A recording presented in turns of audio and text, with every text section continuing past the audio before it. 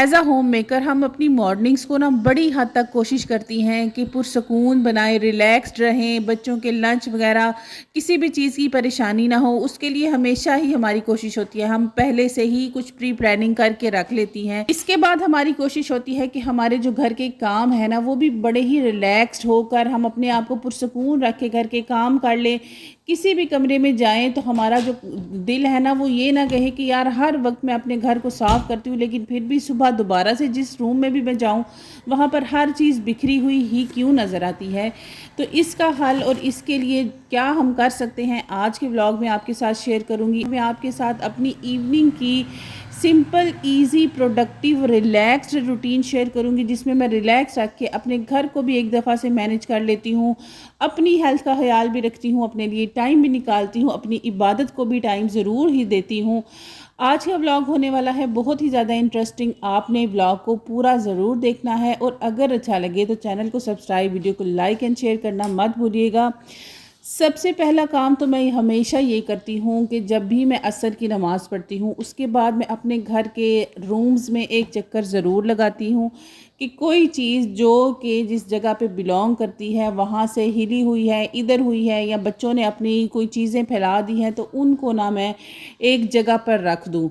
ये मेरी एक ना शाम की रूटीन में एक चीज़ शामिल है और इसको करने से ना कभी भी आपके जो रूम्स हैं ना वो मैसी नहीं लगेंगे। कभी भी आप अपने रूम्स में जाएंगी, जिस टाइम पर भी आप जाएंगी ना, तो आपको ये नहीं लगेगा कि यार हर वक्त इस रूम में चीज़ें ही क्यों बिखरी रहती हैं, मैं तो हर वक्त संभालती रहती हूँ।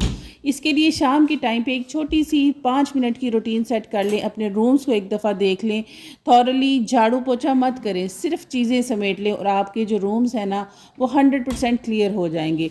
अच्छा, यहाँ पर आपको एक छोटा सा टिप दूँ कि अगर आपके घर में भी बेटे हैं और अब वो माशाल्लाह से बड़े हो चुके हैं तो उनके बैट्स और उनकी ये चीज़ें हैं, क्योंकि वो गाड़ियों वाले खिलौनों की एज से ना अगर निकल आए हैं, तो आप ना इस तरह से एक टोकरी ले आएँ और उसमें उनके जितने भी ये बैट और सारी विकेट्स वगैरह हैं ना वो रखें। मैंने भी ना रिसेंट ही लेकर आई हूँ ये इनकी चीज़ें, कभी इधर पड़ी रहती थी कभी उधर, और मुझे बड़ी सरदर्दी होती थी जब भी मैं इनकी चीज़ों को देखती थी।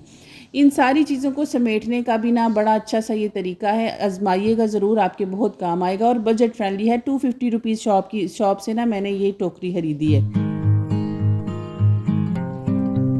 एक रूम की चीज़ें वगैरह समेट लेने के बाद साथ ही मैं दूसरे रूम में आ गई। वहाँ पर भी ना ये कुछ चीज़ें मैंने बाहर निकाली थी, यानी कि डीक्लटर की थी, क्योंकि आप सबको पता है मौसम चेंज हो रहा है। सर्दी जो है वो अभी बहुत ज़्यादा हद तक तो नहीं आई, लेकिन हाँ कि सर्दी की शुरुआत ज़रूर हो चुकी है। तो इस हिसाब से ना मैं जैसे जैसे थोड़े थोड़े सारे कप करके कपड़े निकाल रही हूँ, मैं साथ ही साथ डीक्लटर करती जा रही हूँ। एक बोरी भर के कपड़ों की मैं ऑलरेडी डीक्लटर कर चुकी हूँ। ये बच्चों के बैग्स थे जो काफ़ी पुराने पुराने, यकीन करें मेरे बच्चों के बैग ये वो हैं जो मेरे बच्चे 3rd क्लास में थे, वहाँ से लेकर अभी तक 8 क्लास तक के मैंने बच्चे के बैग संभाले हुए हैं कि चलो ये फिर काम आ जाएंगे, लेकिन ये चीज़ें काम कोई नहीं आती। टाइम टू टाइम चीज़ों को डीक्लटर करती रहा करें। मेरी ये बड़ी रूटीन है, मैं चीज़ों को हमेशा अपने घर में अगर एक चीज़ लाती हूँ तो दूसरी लाजमी डीक्लटर करती हूँ। जैसे ये मेरे बेटे का बैग मैंने नया खरीदा तो बाकी मैंने कहा कि अब सारे निकाल देने हैं। सारे रूम्स में एक दफ़ा विज़िट कर लेने के बाद, थॉरली चीज़ों को अपनी जगह पर रख लेने के बाद, मेरी ये आदत है कि मैं अपने बच्चों का ना बैग लाजमी एक दफ़ा चेक करती हूँ। आपको पता है जो बेटे होते हैं ना, ख़ास तौर पे वो थोड़ी सी कहीं ना कहीं से पढ़ाई के मामले में डंडी मार ही देते हैं।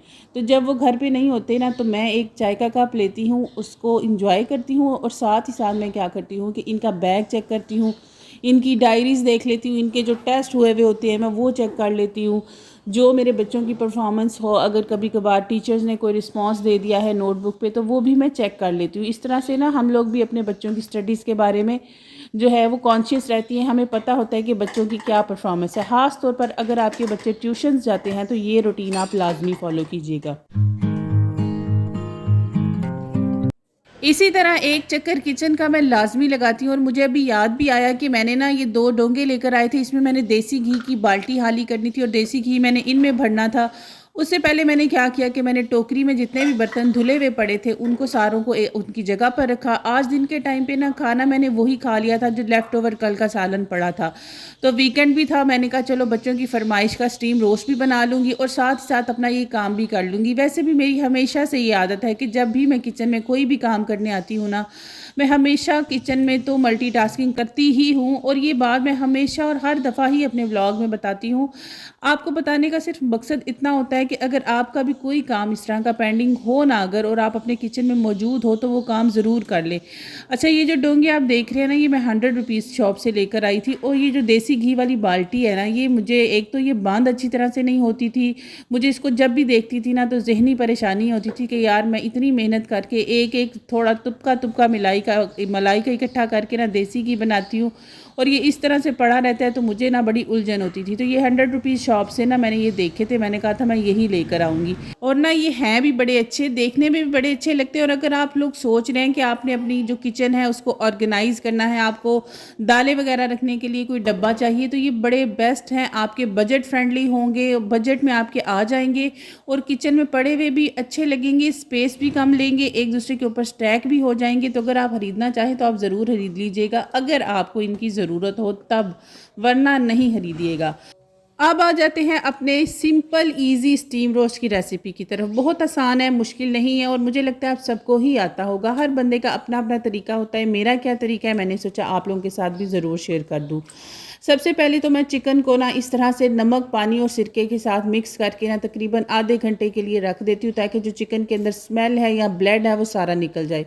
उसके बाद इजी और सिंपल से स्पाइसेस हैं। आपने गरम मसाला लेना है, सूखा धनिया लेना है, चिली सॉस, सोया सॉस, सिरका आपने डालना है। उसके बाद आपने तंदूरी मसाला डालना है और नमक की क्वांटिटी का आपने ख्याल रख लेना है क्योंकि आपने जब चिकन को पानी में भिगोया था उस टाइम पे भी नमक डाला था।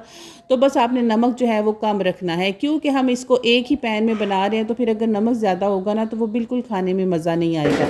दही आपने इसके अंदर डालना है और इसको आपने ना जिस बर्तन में आपने बनाना है ना उसी में मिक्स करके रख दे। मैं तो बिल्कुल भी ना फैंसी होने की कोशिश नहीं करती हूँ कि पहले एक बर्तन में मैरिनेट करूँ फिर दूसरे बर्तन में इसको ट्रांसफ़र करूँ और वहाँ मैं उसको बनाऊँ। क्यों मैं इतने काम अपने लिए बढ़ाऊँ? मैं एक ही काम, एक ही टिकट में ना 2 काम कर लेती हूँ। अब चिकन को मैरिनेट करके रख दिया। जब तक चिकन मैरिनेट होगा मैंने ना अपने जो सप्लीमेंट्स हैं आजकल ही लेना स्टार्ट किए हैं और यकीन करें मुझे इनका ना बड़ा फ़ायदा हो रहा है। तो मैंने इनको अपने किचन में ही रखा है। लोग कहते हैं कि किचन में ना रखें, लेकिन हमारा time most of the time kitchen में ही गुजरता है। तो इनको किचन में रखें, आपको जब याद आए उनको आप ज़रूर लें, वरना कहीं इधर उधर रख देना तो फिर ये पड़े रहते हैं और फिर ये याद भी नहीं आते और खाने भी नहीं होते। एक साइड पे मैंने साथ ही रोटियां बना ली। चिकन का स्टीम रोस्ट भी बहुत अच्छे तरीके से डन हो गया। बिल्कुल इसको मैं हल्की आंच पे रखती हूँ। जब इसका पानी ड्राई होता है और इसको मैं उतार लेती हूँ और बहुत मज़े का बनता है। अगर आपके पास कोयला हो उसका धुआं दीजिएगा और फिर अपने बच्चों और अपनी फैमिली के साथ एंजॉय कीजिएगा। आज का व्लॉग अच्छा लगा तो चैनल को सब्सक्राइब, वीडियो को लाइक एंड शेयर कीजिएगा। अल्लाह हाफिज़।